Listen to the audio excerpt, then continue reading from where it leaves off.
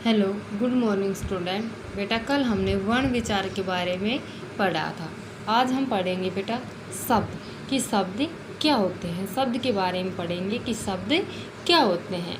तो बेटा वर्णों का सार्थक समूह शब्द कहलाता है तथा शब्द जब वाक्य में प्रयुक्त होता है तब वो क्या कहलाता है बेटा, पद कहलाता है। वर्णों का सार्थक समूह, सार्थक मीन्स जिसका कोई अर्थ निकलता हो, वो सार्थक समूह क्या कहलाता है बेटा, शब्द कहलाता है। और जब शब्द वाक्य में प्रयुक्त होता है तब वे पद कहलाते हैं। ठीक है बेटा। शब्दों का वर्गीकरण हम निम्नलिखित आधार पर करते हैं। हम सबसे पहले पढ़ेंगे उत्पत्ति के आधार पर। उत्पत्ति के आधार पर शब्द कितने प्रकार के होते हैं। तो बेटा उत्पत्ति के आधार पर शब्द 4 प्रकार के होते हैं। फर्स्ट होता है तत्सम, दूसरा तद्भव, फिर देशज और फिर विदेशज शब्द। तो तत्सम शब्द क्या होते हैं। तत्सम शब्द का अर्थ है उसके समान जो शब्द संस्कृत से हिंदी भाषा के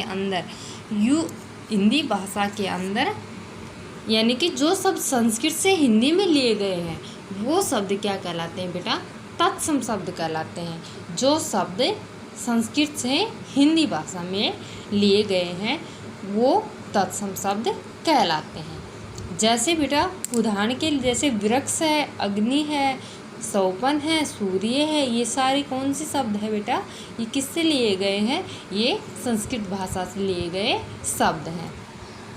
आगे देखो बेटा हमारा सेकंड है तद्भव शब्द कि तद्भव शब्द कौन से होते हैं। तद्भव का बेटा शाब्दिक अर्थ है उससे यानी कि संस्कृत से बना हुआ जो सब संस्कृत के शब्दों का थोड़ा रूप बदल कर बने वह तद्भव कहलाते हैं। यानी कि संस्कृत के शब्द यूं के यूं हिंदी में आ जाते हैं वो तत्सम कहलाते हैं और जो अपना रूप बदल कर आते हैं वो बेटा तद्भव शब्द कहलाते हैं। जैसे तत्सम शब्द है अग्नि और हम इसमें तद्भव में ये क्या हो गया, आग। अक्षी संस्कृत का है और आँख इसका तद्भव हो गया। तो यानी कि तद्भव शब्द अपना थोड़ा सा रूप, अर्थ दोनों का सेम है लेकिन सिर्फ इसने अपना क्या बदला है बेटा, रूप बदला है। आगे है देशज शब्द।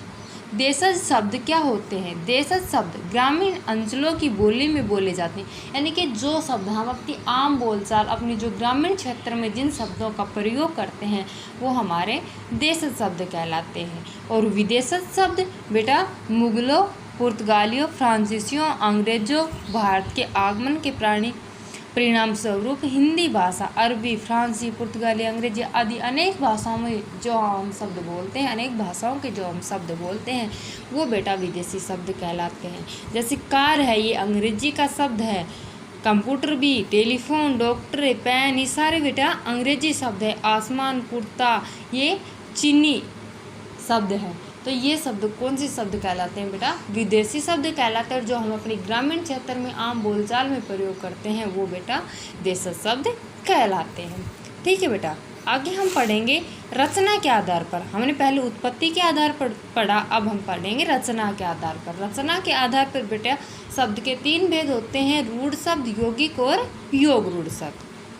रूढ़ शब्द कौन से होते हैं, जब किसी सामान्य शब्द का प्रयोग अपने मूल अर्थ से हटकर किसी अन्य अर्थ में होने लगता है तो वो शब्द दूसरे अर्थ में रूढ़ हो जाता है। जैसे गधा शब्द का मूल अर्थ है एक जानवर जिस पर धोबी कपड़े ले जाता है, किंतु जब हम किसी व्यक्ति से कहते हैं कि तुम तो गधे हो तो गधा शब्द मूर्ख अर्थ को प्रकट करता है।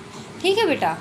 तो देखो एक पक्षी का नाम उल्लू क्या है बेटा, एक पक्षी का नाम, इसका ये मूल अर्थ हो गया। रूढ़ अर्थ है इसका मूर्ख और वाक्य है सार्थक तो उल्लू है।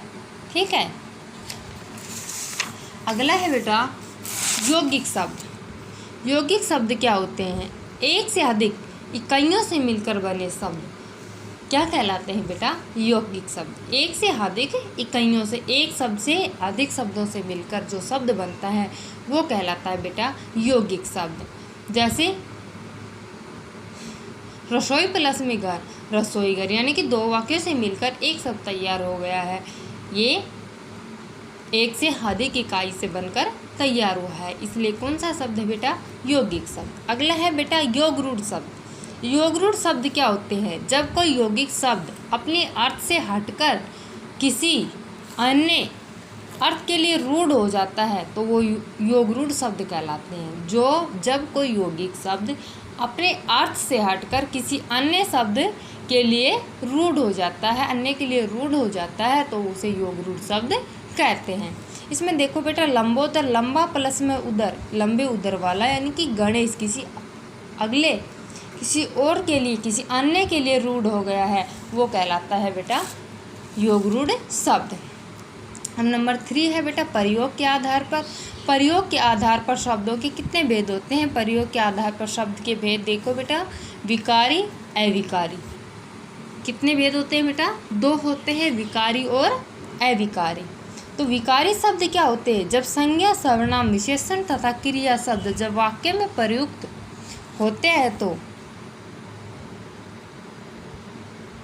विभिन्न प्रत्ययों के जुड़ने से उनके रूप बदलते रहते, ऐसे शब्दों को विकारी शब्द कहते हैं। यानी कि संज्ञा, सर्वनाम, विशेषण तथा क्रिया शब्द जब वाक्य में प्रयुक्त होते हैं और उनका रूप बदल जाता है तो वो कहलाते हैं बेटा विकारी शब्द। जैसे संज्ञा, सर्वनाम, विशेषण और क्रिया, लड़का, बच्चा, कुत्ता, मेज आदि, मैं, तुम, आप, वह आदि, अच्छा, बुरा, छोटा, विशाल आदि, यानी कि विशेषण बन गया। ये क्रिया खाना, पढ़ना, लिखना, जाना उस वाक्य में चेंज हो जाता है, वो कहलाता है बेटा विकारी शब्द। अविकारी शब्द जिन शब्दों के वाक्य में प्रयोग करने पर उनके रूप में कोई परिवर्तन नहीं होता तथा वे यथावत रहते, जैसे हैं वैसे की वैसे रहते हैं, वो कहलाते हैं बेटा अविकारी शब्द। जिसमें परिवर्तन होता है, बदलते हैं, वो विकारी, और नहीं बदलते वो अविकारी शब्द कहलाते हैं।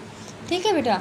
अगला है अर्थ के आधार पर। अर्थ के आधार पर वाक्य के 2 भेद होते हैं बेटा, सार्थक शब्द और निरर्थक शब्द। सार्थक शब्द क्या होते हैं? जिन शब्दों का कोई निश्चित अर्थ निकलता है उन्हें सार्थक शब्द कहते हैं। जैसे कमल है, महल है, चांदी है, सोना है, बकरी है, घर है, पुस्तक है, कोई भी शब्द जिनका अर्थ निकलता है वो सार्थक शब्द, और जिनका अर्थ नहीं निकलता है वो निरर्थक शब्द होते हैं। जैसे वाणी, सोटी, वत्सा, ये सारे शब्द कैसे हैं बेटा? अगर हम इसको रोटी बोलते हैं, रोटी है तो सार्थक शब्द है। अगर हम इसको बोल देते हैं सोटी तो ये हमारा निरर्थक शब्द। रोटी का अर्थ निकलता है, सोटी का कोई अर्थ नहीं निकलता है।